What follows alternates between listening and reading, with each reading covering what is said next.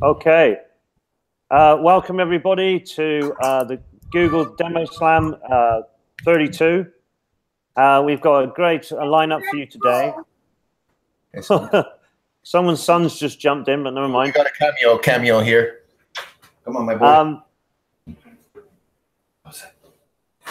with me, Papa. My son, give Daddy half an hour, right? Mate, just for a moment, I'm going to mute you. Sorry, Fabrice, just muting you. So, welcome everybody and welcome viewers. This is show 32, and I'm going to introduce myself first because I'm first up. So, my name is Lee Webster. I'm a Google certified educator. I'm a Google certified innovator and a Google certified trainer. I've been involved in Google for over 5 years now, and it's been a great journey. And most of the people who are on this show today have been on my journey with me. So next to introduce themselves is Nick. Hi, I'm Nick Cusimano. Lee and I were in the same innovator cohort, Sydney 13. Coming on to 5 years in a couple of months. And I've got all the Google certifications you can get at the moment. So, but been fun, great journey. And we'll turn it over to our next guest. Yeah, just want to say, me and Nick were together. He flew about 3/4 of the world to be there. Yeah. I left on a Friday. I got there Sunday. Yeah, that's right. After teaching a full day of school. It was worth it. Okay, next up is Fabrice. Hi guys, Fabrice Venegas here. I'm a Google certified administrator, Google certified trainer, Google credential deployment specialist, and a bunch of other things on the list there. I'm a cloud consultant here in Quebec City, Canada, and I'm happy to be here with you guys. Wow, now you've got all the shebang now, Fabrice, all the certificates. All the chocolate sprinkles. Yeah, all the medals to go with it. Okay, and next up is Trevor. My name's Trevor Beck. I use Google. That's all I'm going to say. No, I'm from Canada as well. Google trainer, Google certified innovator. But it's cold and snowy, so I'm actually in Arizona right now, just enjoying that heat. And believe me, guys, he is literally in the middle of nowhere. That's how he's so desperate to win the Google Slam. He's got satellite from the middle of the desert. Okay, who's going to keep time for me? I will. Guys? Okay, Nick, you're going to keep time. I'm going to screen share. Okay. Right, guys, can you see my screen? Yeah. Yep. Okay, and roll. Okay, so not a lot of people know this, but when you go to Google Maps, you can drag the little pin man and then go into Street View. But actually, if you type into Google and just put Google Street View, or you put google.com/Street View, then you'll come to, there is like locations around the world that you can look at in detail. So if you go, if I'm gonna go down, let's go down. Where am I gonna go?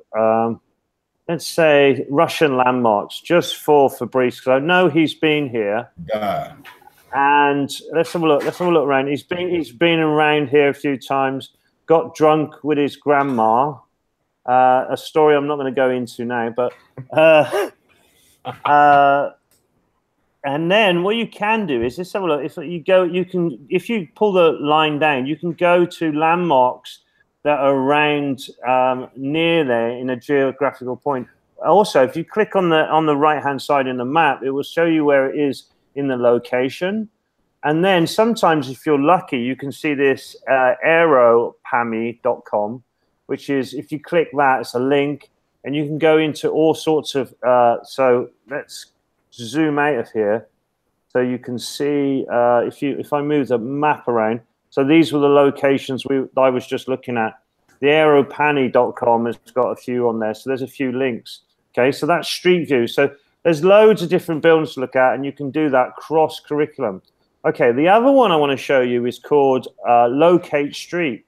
So if you go to locatestreet.com, it's a really great game to play with your kids. So if I go worldwide, Actually, I'm going to go within a country. So if I go back, if I go within a country, and then I pick my country, I'm going to go UK, right?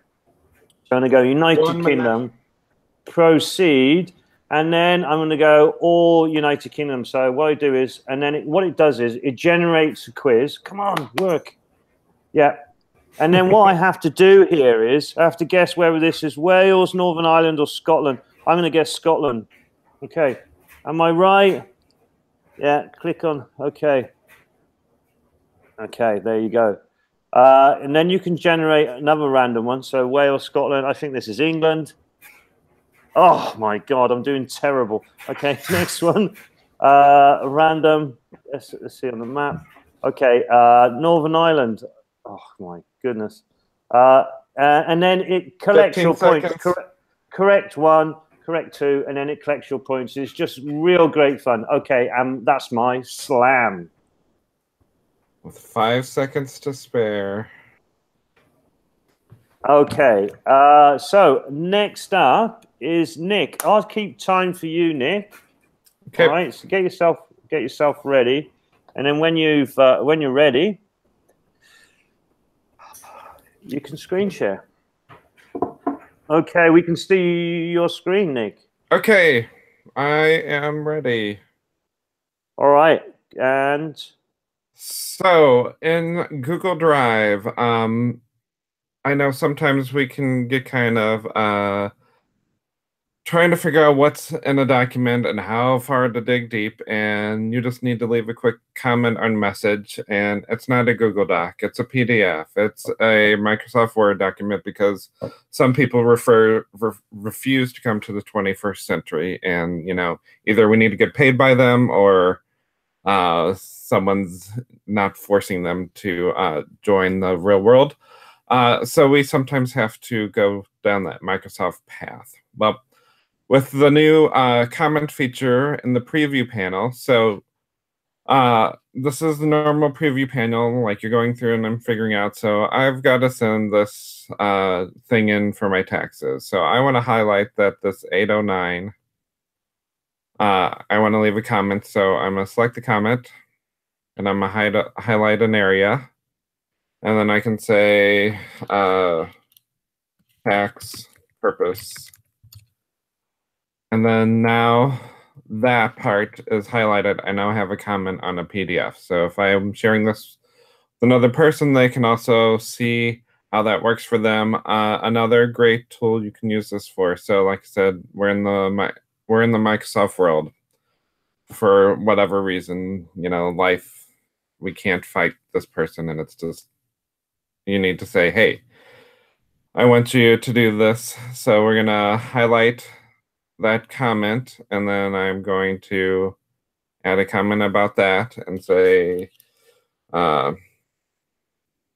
great word choice, and put a comment on there. Now, the cool part about this, so I'm going to go way old school, so I'm downloading this, and I'm opening this up, but you saw I have my 2 comments on the side. If I open that up in Microsoft Word, now you see it has taken my choices there for the comment. So you can use this. Now it should be appearing in when you preview documents. So you don't even have to open it up. You can just do it from the Drive preview panel. Slam. Wow, that's really cool, Nick. I was reading about that the other day, and you've just made it much clearer. And it's really true about trying to, for those people who refuse to move into. I know, they hold on to the Microsoft with the cold dead hands. Yeah, don't take the word away from me. And you want to make it long and email stuff back and forth to each other and all those type of things. Yeah, kicking and screaming all the way. Okay, Fabrice, you're next up. So, all right. Are you going to keep time, Nick? Yeah, do you want to keep time? Give me just a second. Okay, brilliant. I'm set. So, Fabrice. All right. Very well, guys. When you're ready. We're ready. So basically, I'm going to talk to you guys today about 2 hats that we can wear with G Suite, tasks or reminders. Okay. So when do we use each of these? We're going to look at, first of all, tasks and how we can access them from our Gmail and how they also speak with our calendar. Then we're also going to look at reminders, and we can also see those in the calendar, and we can access or generate those through Keep. So very, very quickly, let's check that out without any further ado. Here's my email. And you guys know there's a gigantic, very bold arrow here next to mail, right? And we can click on that and go to tasks, as you all know. And that's going to generate a little something like this. Okay. So here we go. Do the slam, whatever, right? We can create lists of tasks here. And as you guys probably already all know, we can have several different task lists related to different things, right? So we can create a task list just for the slam. Cool little side trick. We can select an email. We can go to more, and we can add that to tasks. That's always nice. And when we have a task, we go to this little chevron looking thing here, and we can create a due date. So we're going to go ahead and set that for the 13th. Urgent. Fantastic. Okay, good. So that's that on this end. If I go to my calendar here, I'll be able to see that on the 13th, sorry guys, that on the 13th, and here's why I call it 2 hats. You have to flip back and forth. On the 13th, I will have a task that needs to be done here at some point. Sorry, go back to my slam list. And here it is, this task that I have here. I can mark that as done. It is done over here. And in the mail, it'll be done as well. So that's how we can sort of put our tasks into our agenda, and we can access them here from my calendar. But check it out. Over here, we have, by default, it'll say reminders. Like Google wants us to use the reminders feature. I'm speculating here, but I think 1 minute. The tasks eventually. If we want to look at reminders, they work differently. See, we do one single click, we generate a reminder, right? Buy mustard, whatever, right? That's going to follow me around. I can access that also by going to Keep. And here, when I generate a note, I'm on internet. When I generate a note, I can go ahead and add a reminder to that note. And I can say when that's going to be, right? So I can generate a note, put a reminder for the next day, put a reminder from whenever, and it's going to be visible in my agenda, or I can do it through the calendar. It's up to you to decide whether you're a task person or a reminder person. Slam. 15 seconds to spare. Tasks and reminders. Yeah, people get confused about it too. I'm sure that's clarified now. Thank you, Fabrice. Okay, and last but not least is Trevor in the desert. Looking at lost. Lost in the desert. Try and share my screen. Hopefully not too badly. Let me just find the screen I need. All right, there mate. It is. Okay, is that showing up for you guys? Can you guys see my screen? Yeah. Oh, present. Yeah. There we go. I'll pin my sphere for this. All right, let's go ahead and start. So Google actually offers a great service called Custom Search Engine, and what it does is allows you to create a place where you can pick what search engine searched. Typically, what happened back in the old days, search engines weren't built into websites and stuff. A lot of people would use this to create their search engine for their website. Now you can, you can still do that, and you'll see off to the side here. You get some code that you can embed on your website and stuff like that. A search engine for research. So what I've actually done here is, and to get to this, it's cse.google.com, so custom search engine, or just Google custom search engine. So what I've done here is I've actually put in 4 different here. These are different websites. You go and look for news. So I have BBC and CNN, so Canadian, American, and English. And so when I go over to here, if I start typing in, I'm going to type in steel and trade, which is the big, and search. There we are. So unfortunately, we get some of the advertising, but as you go down here, we can see all these different websites. So this one's from BBC. This one here is from CNN, from BBC as well. So what happens is just those search engines. What's public URL? If I click on that, it'll open up a new page, gives me the URL. I can also create resume to students and say, use this search function to find information about whatever the topic is. And I only want them to search between 5 different sites. It's not a big look through all of Google's research results, just the stuff that I know is really good. Now, what I can also do is if I come in, it's going slow. 1 minute. And here, okay, and under search features, there's a piece in here. Refinements basically means labels. So what are the labels that we were? I have a bunch of different labels, 2 of them CBC and 1's Canadian.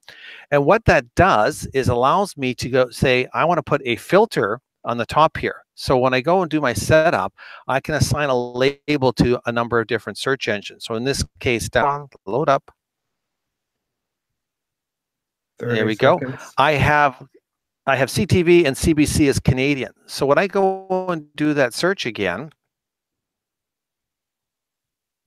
because remember I have 4 different ones here, you'll see different tabs here. So I said I don't want to search BBC or CNN. I just wanted to search the CTV, the Canadian stuff. And that's what's going to show up in here. Or if I just strictly want to deal with CBC, I can label here, SLAM. Oh, and just in time. Okay, that's very interesting. I've never seen that before, Trevor. That's pretty really interesting. Cool. Yeah, really cool. No, I didn't even know that feature existed.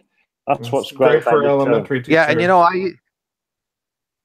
when you're trying to do research, trying to find things like electronics, just put in all your top favorite electronic stores and just search for those ones. Yeah, very, very cool. So we're going to put in the YouTube stream, we'll put the voting list up, the voting form. Also, we'll keep it open. Did we keep it open for 2 weeks last time, Trevor? Or was it 1?